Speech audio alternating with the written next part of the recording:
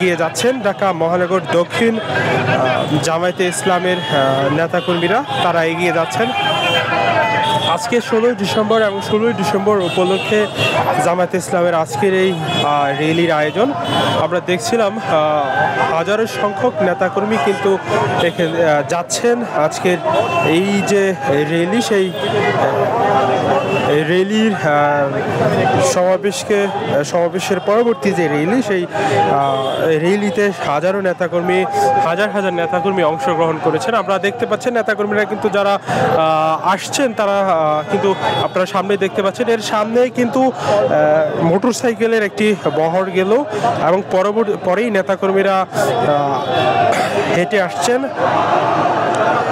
বলে রাখি দর্শক, সকালেই কিন্তু ছাত্র শিবিরে একটি বিশাল মিছিল কিন্তু করেছে ছাত্র শিবির এবং এরপরেই তারা কিন্তু জামায়াতে ইসলাম